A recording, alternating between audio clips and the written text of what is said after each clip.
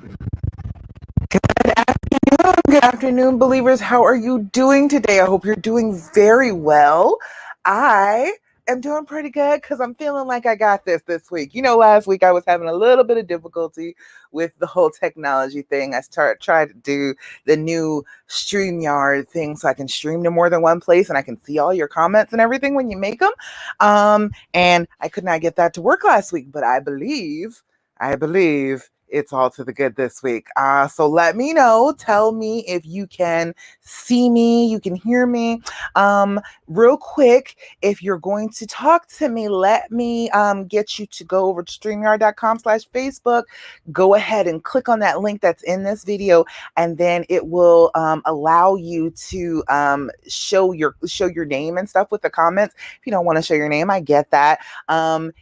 We are going to be streaming to YouTube, and in just a second I'm going to stream Instagram too, because I'm doing new things today. So I wanted to make sure before I did that, I let you all know that you're not going to be, revealed on Instagram or anything. I'm still just going to be talking to you like I normally talk to you, going ahead and answering your questions, talking to you about getting on the healing path. But we're doing a little different today. I'm getting a little bit more fancy. I'm trying to branch out, spread out, get on Instagram, get on YouTube, do my thing. All right. I want to be able to help as many women as I possibly can to get over the pain of infidelity.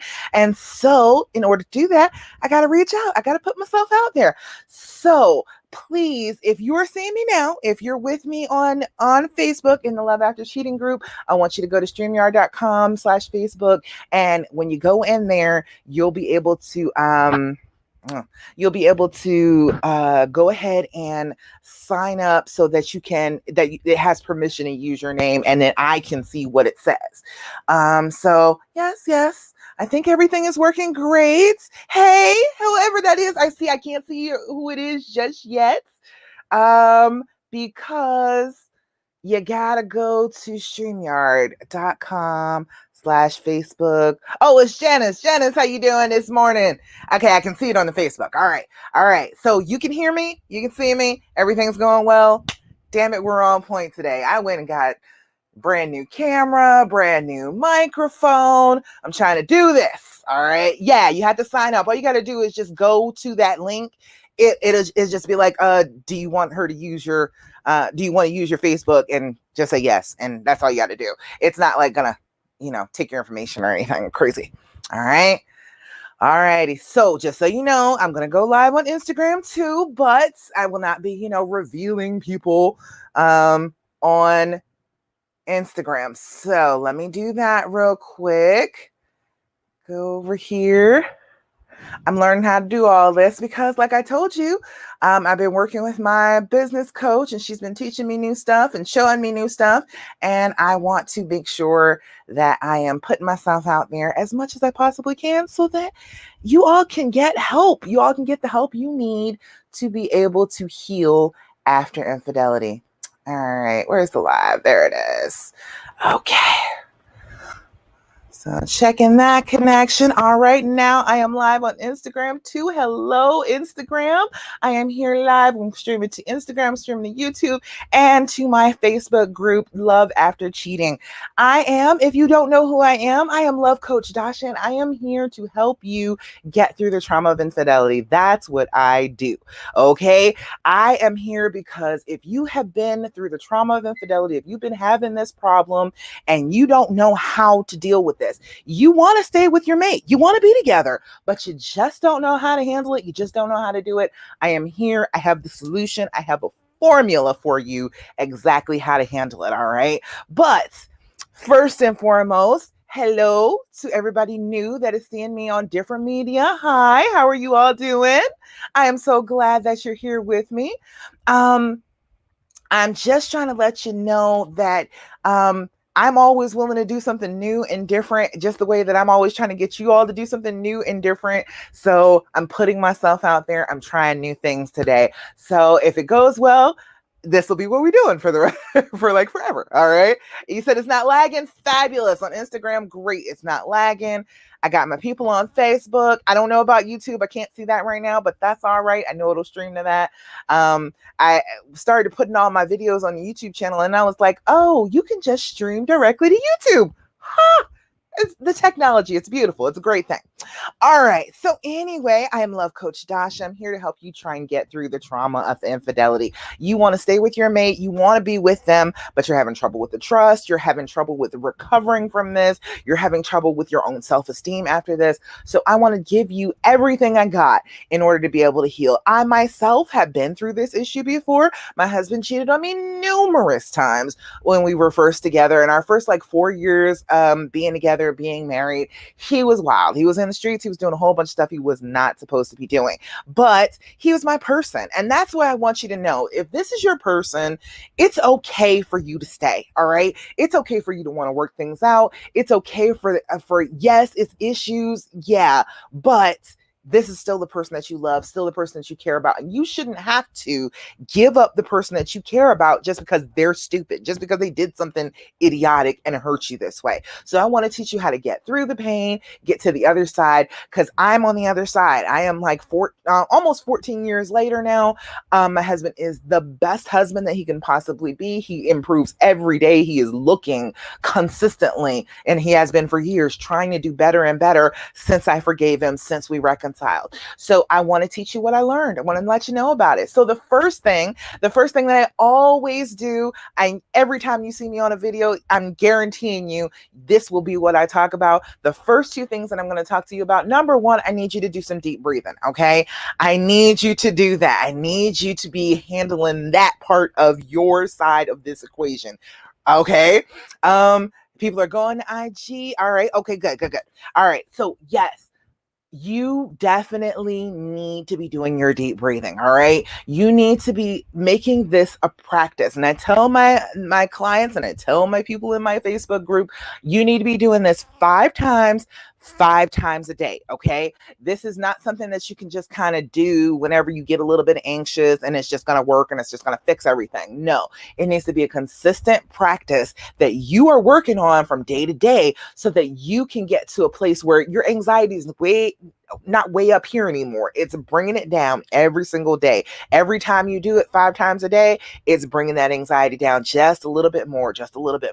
So what we always start off with is doing our deep breathing. So what I want you to do is just for a minute, be with me and do deep breathing with me. What I do is a 4-7-8 technique. What we do is we blow out, try and get all the air out of your lungs. Then you're going to inhale through your nose. If you can't through your nose and, get allergies and all that, that's fine. Just do it through your mouth. Inhale for a count of 4. We're going to hold that breath for a count of 7. And then we are going to blow out like we're blowing out birthday candles for a count of 8. All right. What this does is it regulates your system. Your system is in a more anxious state right now because you've been through trauma, because you've been dealing with this. Your anxiety is high right now. And so when you start to do this, you start bringing that anxiety down, telling your body that it's okay. I'm all right. I don't need you to go into fight or flight mode for me. I can handle this. I can get my breathing under control. I can get my blood pressure to come down. I can get my pulse to come down. I am not in an emergency situation right this second. Even though it's a lot of pain and it feels like that, you're not in an emergency right this second. So we're going to start with that real simple. We're going to do it 3 times together. But like I said, 5 times for you, 5 times a day. And we're going to blow out first. Make sure you're making the noise. Inhale through your nose. 2, 3, 4. Hold it. 2, 3, 4, 5, 6, 7. Exhale. 2, 3, 4, 5, 6, 7, 8. Again, inhale. 2, 3, 4. Hold it. 2, 3, 4, 5, 6, 7. Exhale. 2, 3, 4, 5, 6, 7, 8. Last time. Inhale. 2, 3, 4. Hold it. 2, 3, 4, 5, 6, 7. Exhale. 2, 3, 4, 5, 6, 7, and 8. Excellent. Lovely. Tell me, ladies, how do you feel when you do this, when you are doing your deep breathing? Oh, there we go. How do you feel? How are you feeling body wise? How do you feel mentally? I'm trying to tell you, it's a great practice to have just on a day to day basis because it's going to bring you more centered, more mindful, more peaceful than you have been. So you need to be doing that. Even if you haven't been cheated on, you need to be doing your deep breathing on a regular basis. You need that on a day to day basis just so you can feel like you are in control again. This happens when you're in trauma, you kind of get out of control of the situation. You feel like your body and your mind are not completely within your control. But what doing the deep breathing does is bring you back into your body and lets you know, no, I'm in control of my body. I'm okay right now. I'm going to be all right. And I can get through this hard moment to the better moments that go beyond it. Okay. All right. So the second thing, and if you have any questions about the deep breathing, ask me. Let me know. That's why I'm here. That's why I'm live. I want you to ask me questions. I want you to tell me what you need to know about. If you don't understand something that I'm telling you, please let me know so I can explain it. I will happily explain it. All right. So the second thing that I want you to do is I want you to journal. I want you to journal. And I know that you've heard about this before. I'm sure you have. If you've been to therapy for this, if you've ever, been in any kind of group situation where they were really trying to work on issues, they will tell you about journaling. Journaling is crucial. When you are going through a trauma like this, you need an outlet. You need somewhere to get it out of your head and down onto paper so that your body understands that, yes, I am paying attention to this awful thought that you keep on bringing up to me. I hear you. I understand what you're saying. It may not be, I may not agree. I may just want to go ahead and be with this person, even if the thoughts are screaming that I shouldn't, but I'm writing them down. I'm just letting you know, letting your brain know that I'm taking it seriously. So when you do that, you're able to let go of it. You're able to get it out of your brain and get it down on the paper, and then you're able to release it. So I want you to be able to release it. Okay. So anything, any kind of journal, it does not matter. If you want to do, I have a whole bunch of journals back here. If you want to do the pink cockatoo journal with the fuzzies, great. If you want a itty bitty, like little executive one, whatever. I don't care. I don't care what journal you use, just use one. Okay. Sit down with your thoughts. 5 minutes. That's all it takes. You don't have to sit there and fill up 18 pages. You don't have to do that, but you do need to write down what's going on with you.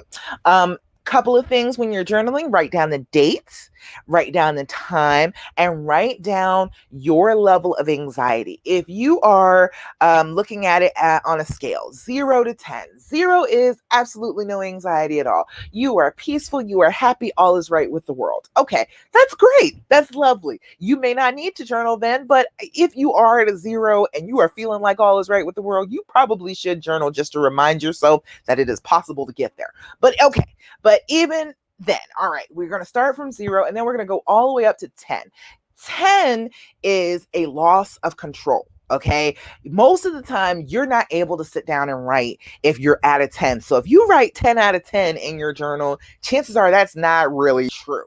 You're probably a little bit less than that, because 10 is a loss of control. 10 is rip my hair out, tear my clothes off, run screaming down the street naked. Okay. That's where you're at if you're a 10. So if you're not at that point, if you're not out of control, if you're not at the point where you're feeling like you just cannot deal and you can't focus on a journal, you're probably not at a 10. Back that up a little bit. Be more realistic about the number. But you're going to do 0 to 10. Write that down in your journal, and you're going to come back to that on a regular basis. Check those numbers. When you write in your journal, write down how you started and then write down how you're finishing. At the end of this writing session, when you have poured all this stuff out of you, do you feel a little bit less anxious? That is a good thing. Write that down. You want to have a good record of the good and the bad. There are going to be good things that happen. You want to write those down. There are going to be bad times for you where your heart is just thumping out of your chest and you feel like you can't get through this. You need to write that down too, because you will see later on when you go back and read this journal, you're going to find out that, oh, hell, I actually did better than I thought I did. It's going to seem like you're doing horribly in the moment because it's trauma. Of course, it feels like that. But when you go back and look at your journal and you're like, you know what? It really wasn't that bad. I wasn't doing that bad. I had some hard times. I had some difficulties, but all in all, I wasn't doing as bad as I thought I was. So it will help you a lot with feeling like you're a little bit more in control. Things aren't going as terribly as you thought they were. All right. So let me know if you got any questions about that. If you want to talk about journaling, if you have any issues, if you're like, no, hell no, I don't want to journal. I don't know why you're asking me to do such a thing. Tell me, let me know. Because I want you to get as much out of this as you can. I want to set you on the healing path and push you and let you walk down it on your own. So I'm giving you all I got for that. All right. So those are my first two things. I guarantee you, I promise. I was a Girl Scout. I promise you that every single solitary time you see me, those are the first two things I'm going to say to you. I'm going to remind you to deep breathe and I'm going to remind you to journal because those are the two simplest things that you can possibly do that everybody forgets about. Okay. The two simplest things to start your healing, the two simplest things that make you feel a little bit better. Yeah. Most people forget all about them. Alrighty, so let me see. I ask in my group, if you are part of my Facebook group, Love After Cheating, I ask every Wednesday, about 24 hours before I do this, what is your questions? What do you have for me? I really only have one today, so I'm going to talk about what she's asking me today, and then I am going to go over the dreams formula because the people on Instagram have never heard that before. So, and the people on YouTube. So I am going to make sure that I go over the dreams formula in detail for you so you know what you can do, what steps you can take to actually start to get better, to feel like you're healing, reconciling, and recovering in your relationship after infidelity. All right, so my group member Peggy said, what can I do to stop obsessing about what he's doing when I'm out of town for a day or two? Now, first of all, Peggy, it is wonderful that you're getting out of town for a day or two. It is very easy when you are in the midst of this trauma not to trust him even enough to go anywhere. And that stops you from being who you need to be. You need to do things for yourself. So that's awesome that you are doing things for yourself, that you're stepping out, going out of town, taking the time for yourself to do the things that you want to do. That is key. That's the first thing that you need to know about healing. Well, third thing after the breathing and the journaling, that's something that you desperately need to know about healing, is that you need to go do things for yourself. You need to take some of your attention off of this situation and put it back on yourself. That is an excellent thing to do, and I'm glad that you're doing it. I'm very proud of you. While you're away is a different thing, though, right? You've made up your mind that you're going to go do your own thing, but it's hard because now you're wondering. Now you're like, oh, he's by himself. So is he going to go and cheat? Is he out here? Is he running around, running the streets, doing things that I don't want him to do? Well, that is a thought. It is going to be there. It's not like it's going to go right away. But you do need to understand that it can go away. What you're going to need to work on is being mindful. And we've talked about that in the group before, but I'm going to talk about it even more now because new people are here. You are going to have to be mindful about your feelings. When you are healing, what happens is your brain has determined that this was such a painful thing that you need to keep remembering it lest it happen to you again. So what you need to do is be mindful of your brain working that way. Your brain is trying to tell you to back away, to worry, to stress this, to consider that he's a danger and you're going to be in trouble if you keep on trusting him. And I understand that. I understand that that's what your brain is telling you to do. But if this is the person that you want to be with, if this is your person, like I said before, it has to be your person. It has to be the person that you are really trying to work things out with, you want to stick with, you want a family with, you see a future with. If that is the case, then you're going to have to learn to trust them. So be mindful about the times when you're not trusting them. Pay attention to those thoughts. What are those thoughts saying? He's probably out there cheating on me. Okay, well, confront that thought. No, he's not. I do not believe that. This is the person that I love. I'm going to believe the best of them and not the worst of them. So it's an internal fight for a little while. As you're healing, the fight gets easier. All right. It's not going to be forever and ever, but it does take a lot of mindfulness and consistency when you first start. When you first start thinking those thoughts, you need to catch that thought and say, no, absolutely not. That is not true. That is my fear speaking to me. And we're going to talk about fear speech in a second, but that is my fear speaking to me. That is my anxiety. That is my insecurity. And I'm not living like that. That's not what I want from my life. And is that the way I would want him to treat me? Do I want him not trusting me all the time? Do I want him running around feeling like I'm doing something wrong all the time? No, you don't want that. You want to be in a fair, balanced, happy, healthy relationship where you feel like, okay, we can trust each other. We can go out, we can do our own thing. We don't have to feel like we're not trustworthy.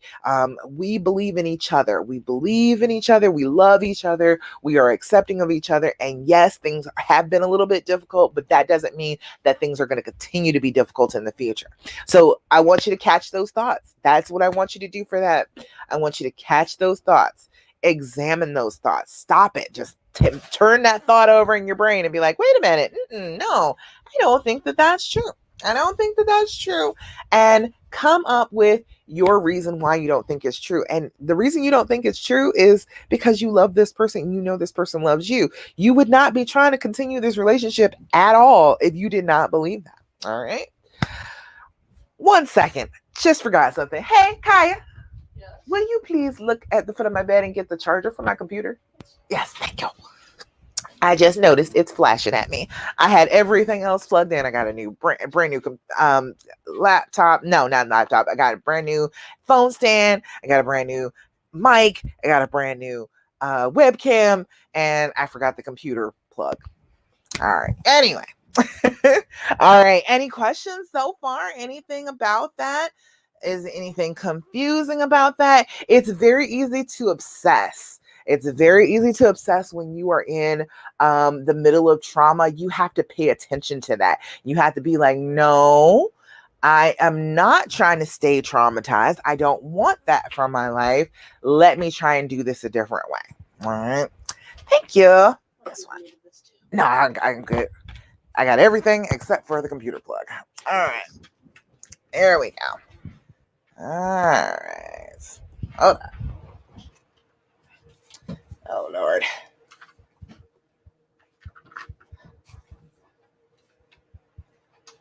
All right. There we go.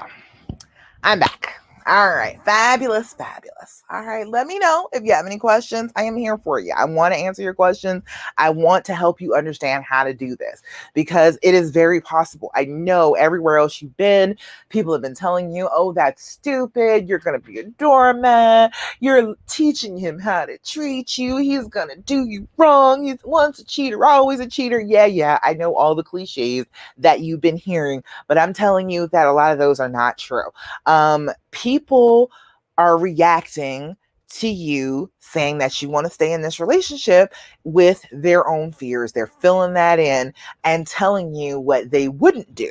But the thing is, they don't matter. They don't matter. It does not matter what they say. You are making a choice for yourself and your life and your own happiness. And so all that negativity, I don't want you to have to deal with that anymore. I want you to be able to come to me, come to my page, come to my YouTube channel and hear some good stuff. Hear some positive stuff because it absolutely is possible. And honestly, forgiving is a huge part of love. If you're going to be with somebody for the rest of your life, guess what? You're going to have to forgive them a whole bunch, okay? This is not going to be the last time. I can guarantee you it's not going to be the last time you have to forgive them. But if you're going to live an entire lifetime with somebody, guess what? You're going to need to be forgiven too. And what you do as you're forgiving is going to reflect very, very strongly on how you're treated when you need to be forgiven. So you need to keep that in mind. You're not going to always do the right thing, just like they're not always going to do the right thing. We need to be able to come to a place where we understand that, yes, we're upset about it, but that does not mean that we're not going to work through this. We're going to be together. We're going to have a good life together. All right. Let's see. Any other questions? It's Thirsty Thursday in my group. Usually I say something positive that has happened, but nobody posted anything positive yet. What is going on? Let me know. If you're on Instagram, wherever, let me know something positive is going on inside your relationship right now. It's not all bad. I know it seems like it's all bad all the time, but it's not. You are in a relationship. There are ups and there are downs. There are going to be good times and there are going to be bad times. Don't let the things that are going wrong, the bad part of this, the fact that they cheated, don't let it erase all the good stuff. All right. All right.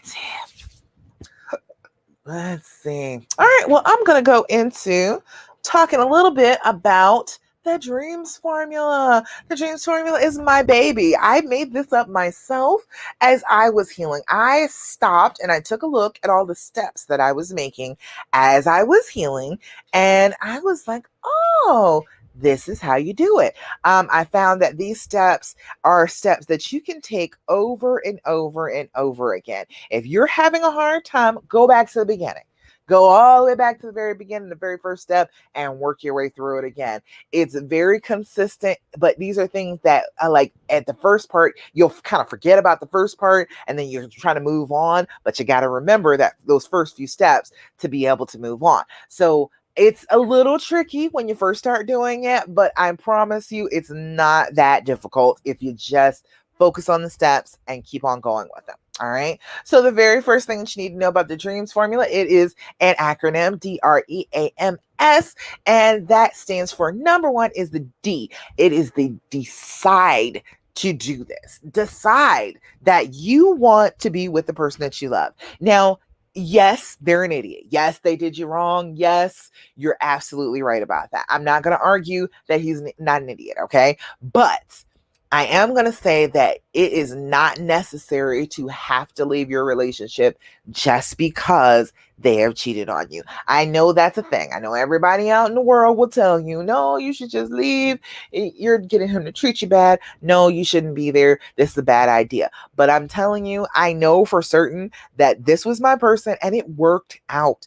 I'm not, this was like our first 4 years. So he has more than tripled his good in the time since then.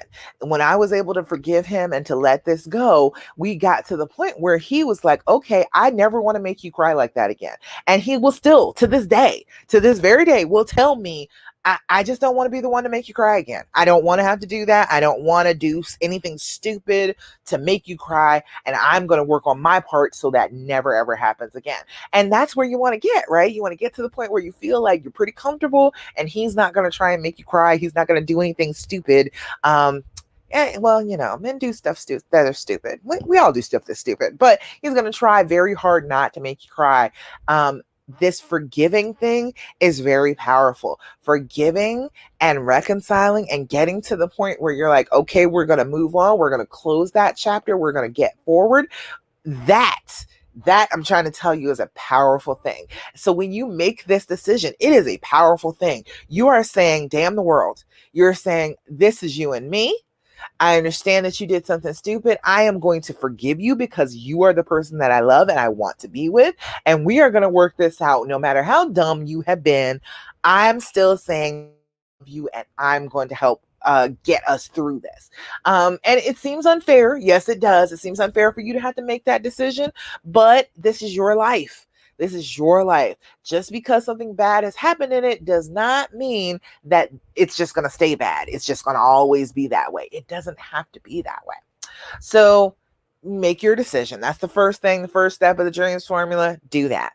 The second thing is very important to recognize and overcome the fear stage. Remember, I told you earlier, people telling you that this is a bad idea and once a cheater, always a cheater, and you're going to be a doormat. Okay, yeah, all of that is called fear speech. That is the stuff that people say because they are afraid to be in your position. They are afraid of the pain that you are currently going through. Now, that may be because they've been told that they're supposed to be afraid of this pain, or it may be because they've actually been through this pain. Either way, doesn't matter where it came from. They feel like you putting yourself out there and trying to be vulnerable again with the person that you love, trying to love again, trying to trust again, trying to forgive, trying to reconcile, that is a scary proposition to them. They're thinking, no, that's scary. We can't do that. You're going to be hurt. That's the whole thing. The whole thing in their brain is you're going to be hurt. And because they're putting themselves in your position, they're saying, well, if they're in that position, I would be hurt. Now, we don't know about their mate. We're not worried about their mates. We're only worried about our own mates. And I believe you. If you believe that this is the person, you believe that this is a person who loves you, who wants to be with you. They made mistakes. There could be one mistake, could be many mistakes, because mine made many mistakes. Whatever. If you believe that this is the right person for you and you want this relationship to work out, that's all that counts. Now you got the external fear speech, and then you got to come around to the internal fear speech, all the stuff that's going on in your own brain that's telling you, oh my God, I'm so afraid I'm going to be hurt more. He doesn't really love me. He really loves this other person more. I'm not important to him.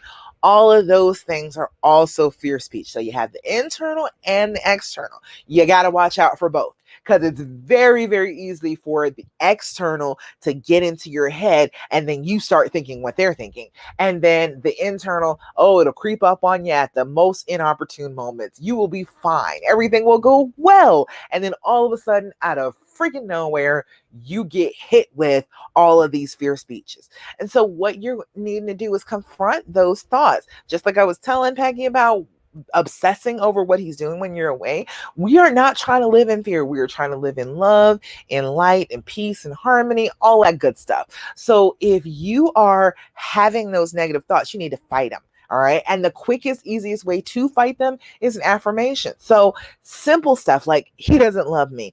No, he loves me deeply. He loves me madly. He loves me truly. When you do an affirmation, what you're doing is taking your very worst thought and then flipping it on its head, saying the exact opposite to yourself. The same way you were consistently saying that negative thought to yourself, they're repeating it over and over again. That same way, you're going to take a positive thought that's the opposite of that negative thought and repeat it to yourself consistently. You got to go for it. You got to try and believe it with all your heart. So when you're doing an affirmation, what I want you to do is a couple things. Look yourself in the eye. So I got a couple cameras going here, but look yourself dead in the eye and repeat the affirmation very, very firmly, like you believe it, like you are trying to tell your best friend that they are wrong about something and you know the actual truth. Okay. And because you're your best friend, you should be your best friend, I would think. So I want you to, instead of, oh, he doesn't love me. He doesn't love me. He doesn't really care about me. He doesn't love me as much as I do. No, he loves me just as much as I love him. Repeat that to yourself. He loves me just as much as I love him. He did the wrong thing. That does not equal he doesn't love me. Doing the wrong thing is just doing the wrong thing. It doesn't mean that your feelings disappear. It doesn't mean that you don't feel anything. It doesn't mean that you don't love the person with all your heart. We love people as much as we possibly can. We love people as much as we've learned to love. Okay. We will do the wrong things on a regular basis just because we're people, we're humans, and we do that. That does not take our feelings away. So we need to focus on things like that. If you hear the once a cheater, always a cheater, that is the opposite thought of that is everyone can change. Everyone can change. And my honey is working on his change. That's what you need to say. Constantly just jumping on it. I'm trying to tell you. All right. Let's see. Oh, hey, look, we got users. Okay, Facebook user. I can't see who. Hold on. Let me see. I got the D and the R. All right. I'm not going to forget where I am, but Adriana. Now, Sherry said, are you able to look at old pictures when you feel that it was all a lie? How do you get through an anniversary after cheating? Ooh, that's a good question. Good question. We're going to come back to the rest of the dreams formula after I answer Adriana, because that's a good question. All right.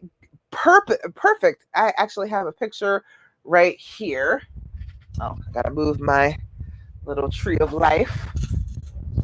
there is a picture right here, and this was a hard time. Okay, I remember this. This was a very hard time for me. We had been through some stuff, and we were back together, and we were chilling, and things were going well, but I was scared all the time. This is that picture right here. I was nervous. I look sick, don't I? I look old in that picture. I do not look like myself in that picture. This one was better. That was a better time. But this one, I remember this time. This time sucked. And we had just come through our worst. We had just come through our worst, and he was really, really trying to get things better. Now, for a long time, I couldn't look at that picture. I couldn't look at that picture. It made me ache for a long time. But it's up now because that was the time where things were changing. Yes, I had found out that he was doing all this awful stuff, but we were at the point where he was like, I am trying to fix it. I am trying to do better. I am trying to heal with you. I am trying to make sure that I never hurt you like that again. And so you desensitize yourself. That's what you have to do. Like, I kept on coming back to the pictures and things from the times where things were difficult. And yes, I still remember the difficulties. Yes, I still remember that stuff. But I also try to remember there was a reason we were taking pictures here. It was because we were, as a family, we were trying to be a unit. We were trying to be having good times together and leaving the past behind us. So yeah, horrible pictures. Sometimes you get that terrible stuff going on. And it makes you feel just crappy when you look at the pictures, but desensitize yourself to it. Come back to it and look at it. Talk to yourself and say, this was not a lie.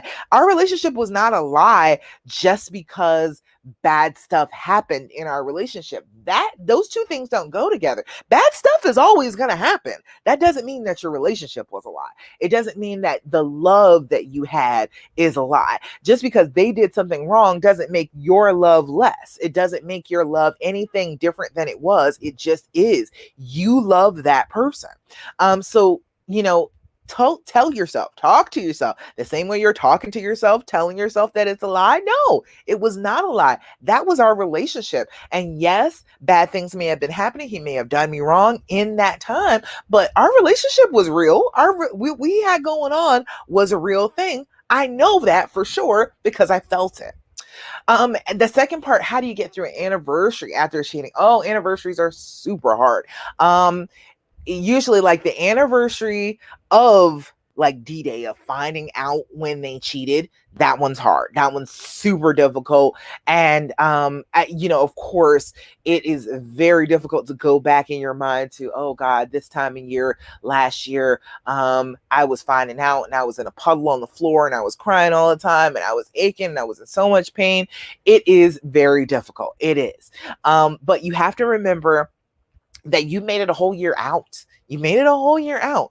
That and your like wedding anniversary, your anniversary together, you need to be making sure that you're celebrating good anniversaries and not bad ones. So you can remember that bad stuff happened last year, but you need to find something else that is going to be a good thing that you're going to be celebrating when it comes up this year. Try to be celebrating as much as you can together because yes, the bad stuff has happened, but that doesn't mean that the good stuff does not exist. So you need to be focusing on trying to make those good memories to try and replace those bad memories. Try and make sure that you go out and have a good time and enjoy one another and have great sex and buy presents and stuff for your real anniversary so that you realize that you have made it through this next year. You have made it through. And that was what the whole thing with the marriage vows was all about. You vowed through sickness and health, to better or for worse, till death do you part. Well, that's what happened. The worst part happened in this past year. Okay, so now you know. You meant your vows, both of you, even though he broke the one about keeping himself only unto you. Yeah, he broke that one, but through better or worse, they're still right here with you, trying to work this out, trying to get to the next stage. And that's normal. That's how relationships go. You're never going to have a relationship where you just have no problems. That's just never going to happen. You have to realize that you are going to come through those worst parts and you're going to come through them together. And when you get to those anniversaries and celebrate those things together, that is a symbol that is showing that we meant what we said. We knew that that times would come where things would be hard. Yes, they would. But guess what? We are still working it out. We are still rocking it together, and we can do better this year than we did last year. We can just do better. So don't feel like, your whole relationship was a lie and your relationship isn't real and it's not authentic and it's not loving. It can be. It may not be its healthiest right now, but that is part of the reason why you're in a relationship. You get healthier in a relationship. You work with somebody. You learn more compromise. You learn about trying to contain yourself and not do the thing that would hurt the other person. You grow, you change, you get to those points together. So don't feel like you can't celebrate. Make sure you make plans for that and celebrate and let them know, okay, look, I may be a little bit feeling some kind of way that day, but I just come hug me. Come hug on me, love on me, let me know that everything is going to be all right. And I'm going to try and work my way through it because I do want everything to be all right. I want our relationship to be okay. I want us to be able to get to the point where we are reconciled and we are feeling each other and we're not feeling like we have to be afraid anymore. Our relationship is going to make it. We have our foundation laid. We're going to get and we're going to build on that foundation. All right? Does that make sense? Let me know. Let me know if I'm just talking and rambling and I don't make any sense to you, but hopefully that makes some sense to you. I want you to be focused. I want you to be focused on the good parts and not just on the bad parts. It's very easy, especially when you're traumatized, to just focus on the bad. But if you made it through another year, guess what? You made it through another year. That is a wonderful thing. That is a great thing. You have made your decision that this is the person that you want to be with. You love them and you are moving forward. And that is a good thing. All right. Anything else? Let me see. Any other questions? Nothing else up here right now, but please make sure you ask me questions. If you are joining me on Instagram and you're not on my Facebook group, come join me. It's Love After Cheating on Facebook. Come on into the group. That's where I gathered everybody. If you're just checking me on Instagram, I'm glad that you're here. If you're here on YouTube, I'm glad you're here. Definitely, click the bell icon and subscribe and subscribe to my channel because I want to be able to talk to you on a regular basis, and I will be. I do this every Thursday, 12 p.m. All right. Oh, good. All right. You said thank you. That helps, and it's a great point of view. Okay, good. I'm glad that helps. I love the feedback of this. I love being able to see everything. It's so wonderful. Adriana, I'm glad. I don't want you to feel like you can't celebrate, you can't be happy. Your relationship is not a lie, hon. It was not a lie. You knew that when you were in it. You knew that you loved this person, that this person loved you, and you wouldn't be trying to continue the relationship now if you didn't think that. I know that. So I'm fully with you. You love the person you love. I don't know what the reasons are you love the person you love, but I'm trusting you on that. I think that you are making the right decision for yourself. I think that if you felt that strongly, even in the midst of all this hurt, and that's why I call my Facebook group Believers, because even through the pain, you still believe. You still believe in the person that you love, and you believe in your heart's ability to make a good decision in as far as a relationship for yourself. So I'm totally with you. I am with you. I believe that you are making the right decision. I am glad that you came to me. I'm glad I can help. All right. So last little bit of the dreams formula. Well, last 4 of the dreams formula. Okay, we did the decision. Then we did recognizing the fear of speech. Decision is just what it sounds like. Make the decision that you're going to work this out. It's going to be okay. You don't know how it's going to be okay, but you're going to come through this. You're going to be in the relationship that you want to be in with the person that you want to be in. Damn it, nobody can make you do anything other than that. The R is recognizing and overcoming that fear speech. You got to know that fear speech. You got to know it for what it is. When you hear it, when somebody is coming at you with all that, you should just leave. I don't know why you're giving him another chance. You should just bail. You should pack your stuff. That's fear speech, okay?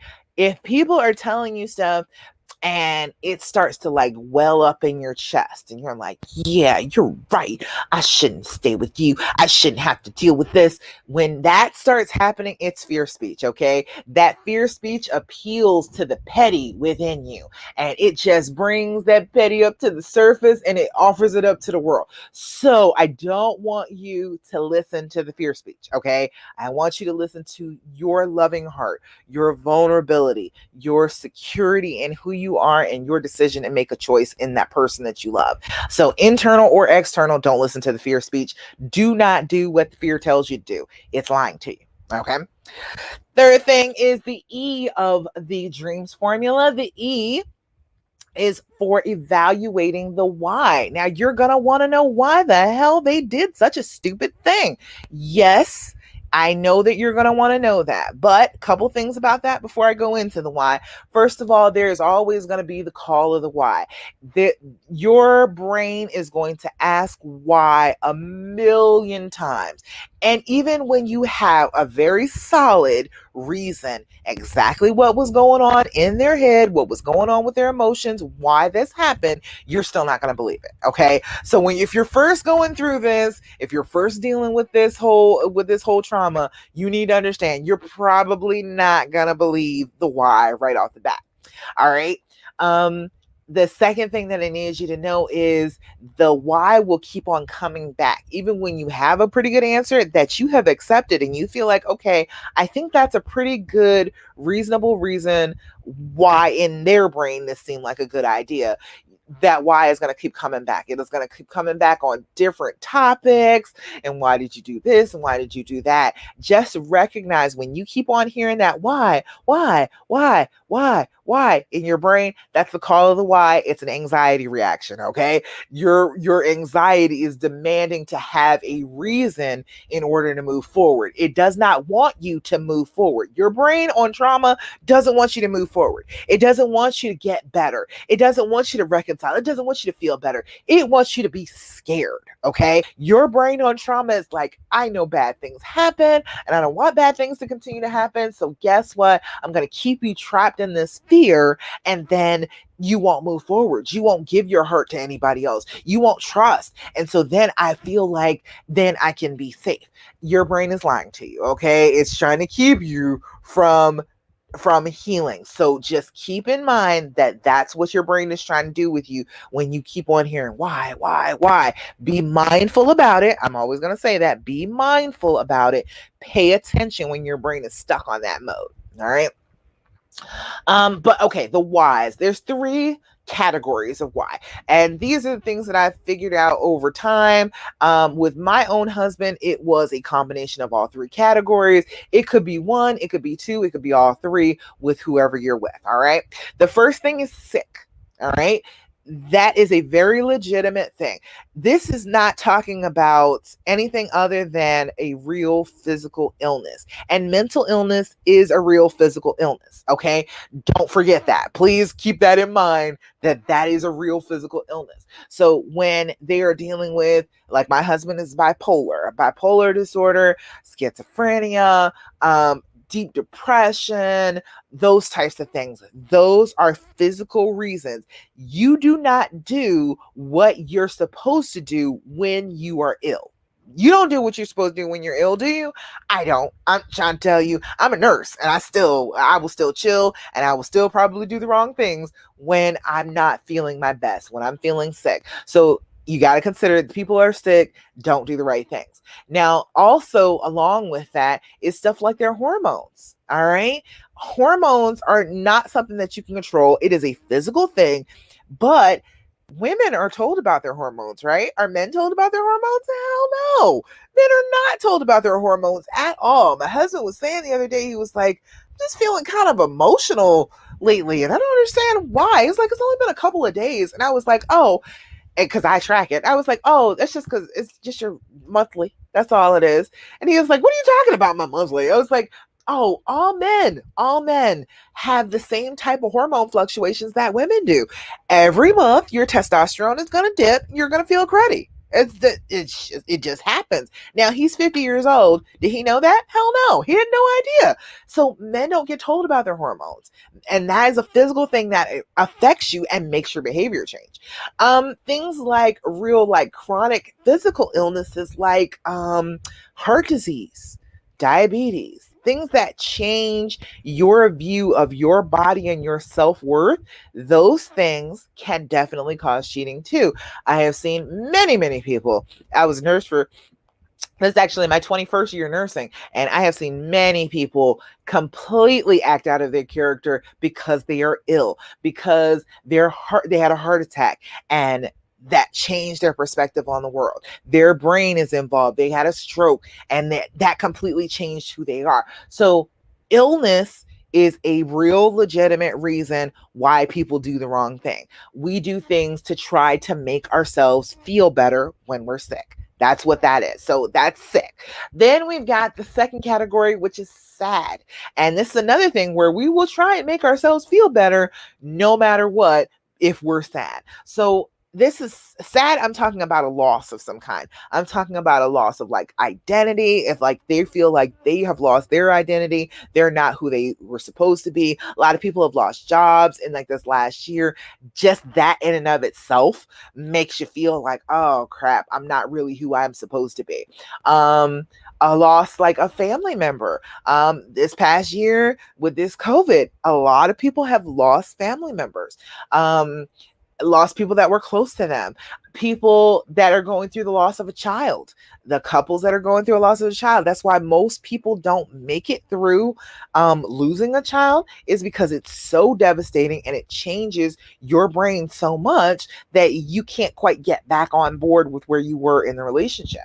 So sadness, all of those types of things, losing you, feeling like the relationship with you is lost, feeling like we were already drifting apart and we were not doing our best together.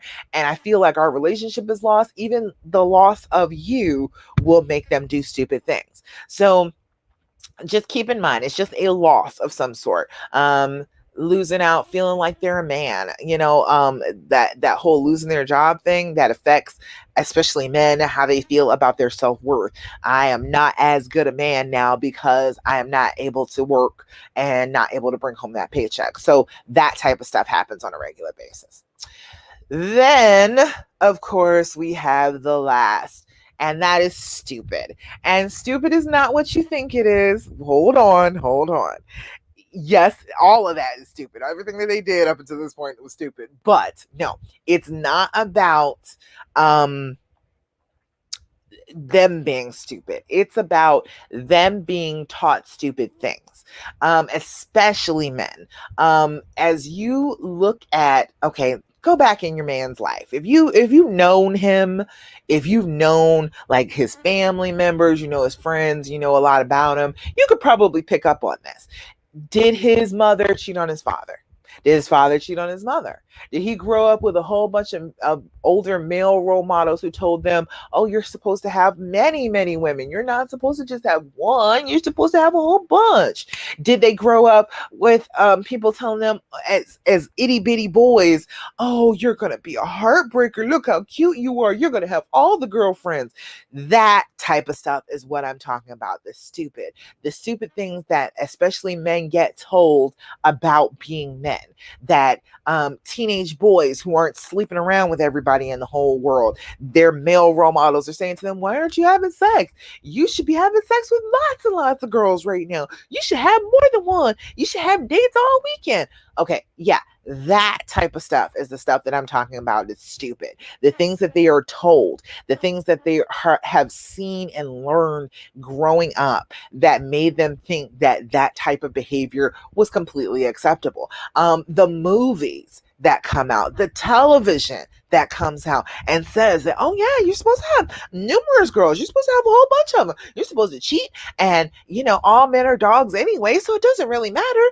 And you're not really doing anything out of the ordinary, so it's not that harmful. That is the stupid that I'm talking about. Those things that they are told that make them act differently than they would have acted if they had known that this was not a good thing. It was not a positive thing to do with their time and with their life and if they're in their relationship. So those are the things for the E. Then we've got the A. The A is for allowing the healing to happen. It is very easy to throw up walls as you're healing. You can say, I want to forgive him, I want to be with him, but then you throw in his face, well, I don't trust you because you cheated on me. Okay, you can't keep repeating stuff like that. You can't keep saying, well, that's the reason why I act the way that I do because you cheated. Well, you're acting negatively and saying that they're supposed to act positively. That doesn't work. You have to do the things that you did when you were in love in the allowing the healing phase. You have to say, okay, well, we're going to start kissing on a regular basis again. We are going to start holding hands on a regular basis again. I'm not going to keep on moving away from you and acting like I don't want to touch you. That type of thing. We're going to have to get to the point where we're having sex on a regular basis again and we're enjoying ourselves and being intimate and having that intimate connection. So you need to allow those things to happen. Go back to the things that you did when you were happy and when you were in love and do those things again. M is for managing the future feelings. Now, you're going to feel better. After you started doing all this, you got this, you're kind of juggling it. The D, the R, the E, the A, you're going to feel like you're handling it pretty well. But some of the time, something's going to come along and knock all the balls out of your hands, okay? And you're going to just feel like you have been set back to the very beginning. I want you to remember when you're managing these future feelings, you are not going back to square one. You are not. I promise you're not. You have made progress. Pat yourself on the back for the progress and then comfort yourself for the fact that you're feeling like you've fallen back a little bit, that you're feeling bad again. Give yourself some reassurance. And this section is also about the triggers that happen. That's what happens, right? You get the trigger and then the trigger just sets you back. Triggers are sensory things that you see, touch, taste, smell, hear that remind you of the trauma. Now, it doesn't have to have anything to do with the trauma. It does not have to have anything to do with them cheating at all. It could be the fact that he put on a cologne and the cologne reminded you of the time that he put on cologne and went to go see somebody else. That type of thing. It doesn't even have to be the same cologne. It doesn't even have to be that. It can just be the fact that you smell something and you remember the trauma. You go back to it. So you want to try, when you're dealing with the triggers, you want to try and keep yourself in the present. So this is all sensory stuff. This is all stuff that you see, hear, touch, smell, taste, all of that. So try to replace that with positive things that you see, touch, smell, hear, taste. If it's a smell, go out together, go shopping, get him a new cologne that you have a good memory of, that you all were holding hands in the mall and you got to the cologne counter and you spritzed a whole bunch of them and you were trying to smell good stuff. And you had this adventure, you had this time together that gives you a new connection for that smell. Or a particular shirt that he's wearing. You can get him to get rid of some of his clothes, but honestly, that's expensive. You got to replace those. So if it's a particular shirt, desensitize yourself to it. Wear that shirt. Go out and have a little time where you're buying him a shirt that's a replacement for that.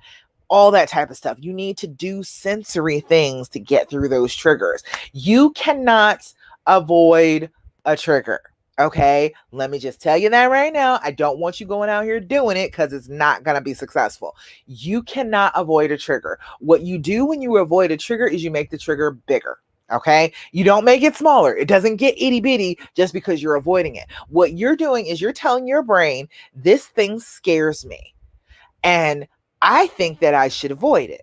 And your brain is saying, bravo, we shall avoid it. And it starts avoiding it. And then it gets a little bit bigger because it's not just the cologne now. Now it's like his deodorant.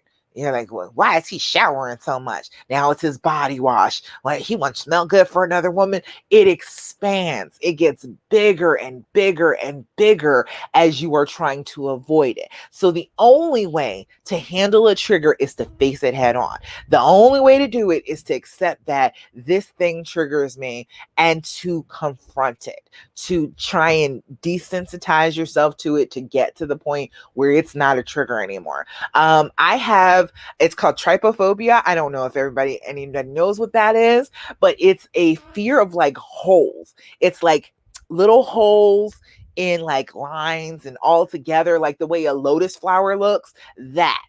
That freaks me out. Okay. It makes my skin crawl. It triggers me. And I have no idea why. I've been a nurse for like forever. I used to love wounds. I used to love to be able to heal a wound. But I guess it's because I've never seen a wound that kind of looks like that. That's all those little holes all together. Look it up. Trypophobia. I'm trying to tell you, most people get that creepy feeling. What I did when I found out that I had it, because I only found out that I had it because it was like I was going through ads one day and it was like a picture had it in it. And I was like, oh my God, that's horrible. So what I did was I desensitized myself. I was like, I don't want to keep feeling like this every single time I see a picture with holes in it. That's crazy. I shouldn't have to do that. So I went looking for them. I looked up trypophobia and I started looking at every single picture that I could find. I just kept on every single solitary time, and it is better now. I still get a little bit of crawling sensation like across my scalp when I see stuff like that, but I do, like, my whole body doesn't freak out about it anymore. And that's what you're going to have to do with your triggers. You're going to have to desensitize yourself. You're going to have to hit it head on.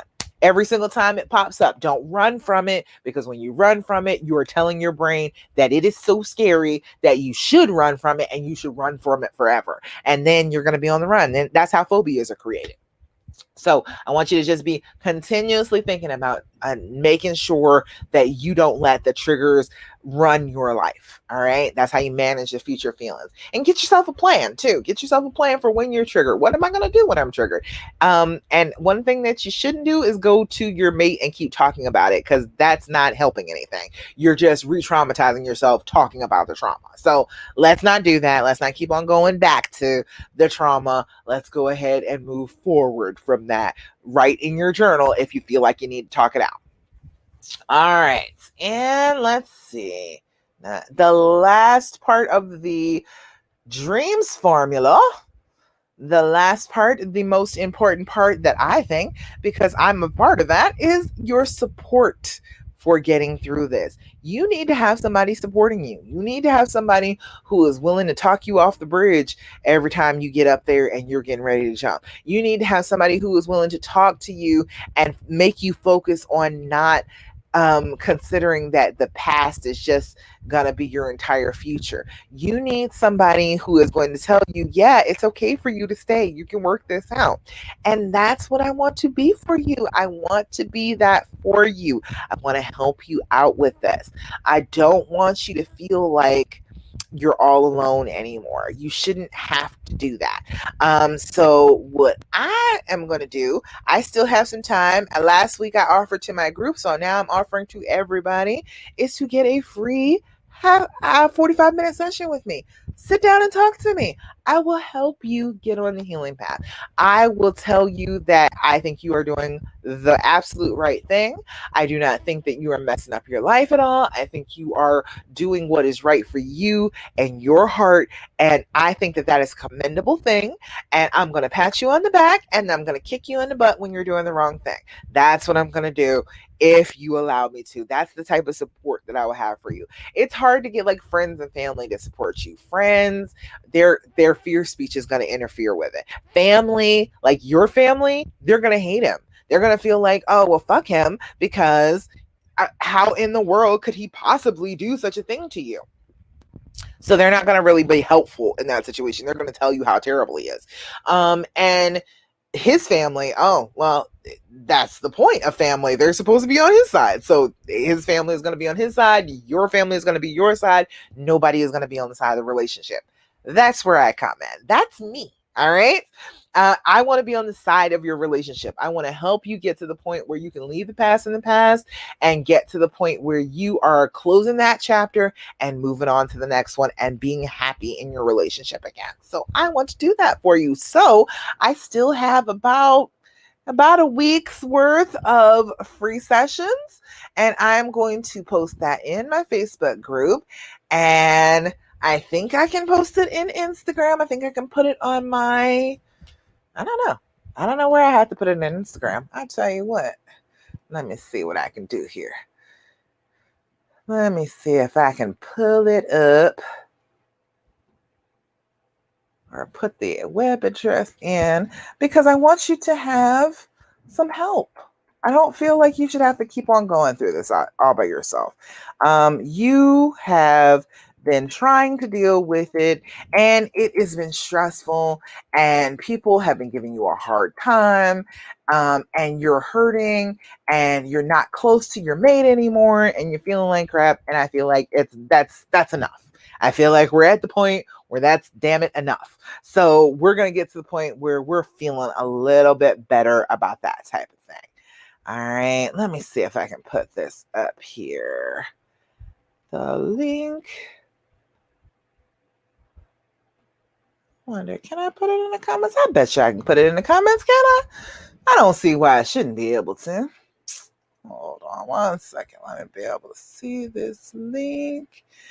Calendly.com/love worth keeping. Because you have a love worth keeping. Hold on. Love worth keeping. I'm trying new stuff because I've never tried to go live on Instagram before. So we're going to see if I can just post it up here and you can get to it from here. After infidelity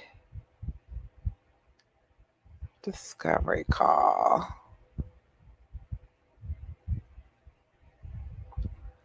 All right, let's see. Oh, HTTPS. I guess I should put that in.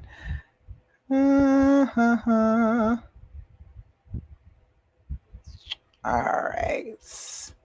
Let's see. If I post that, I think that works.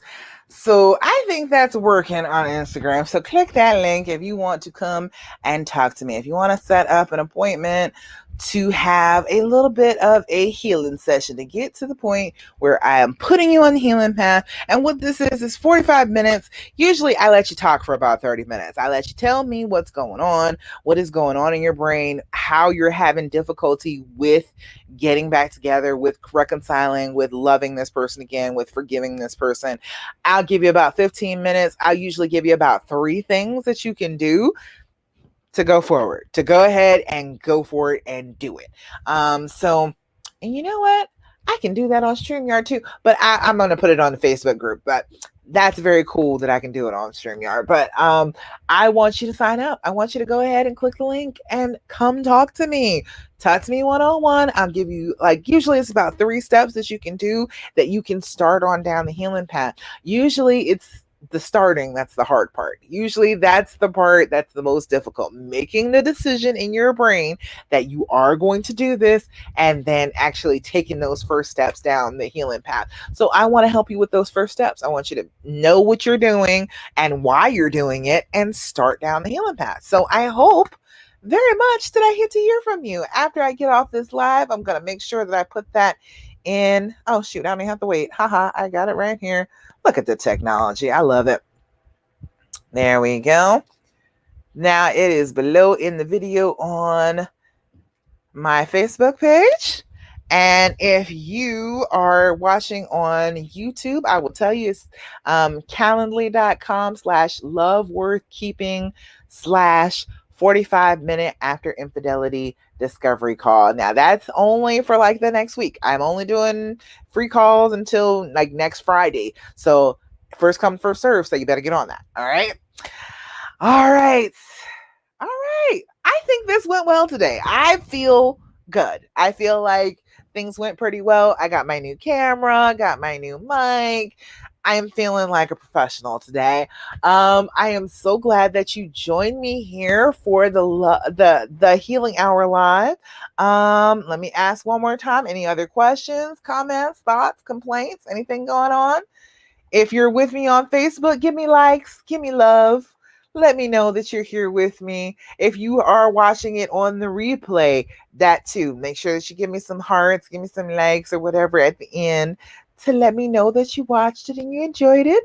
And come talk to me. I don't bite, I promise.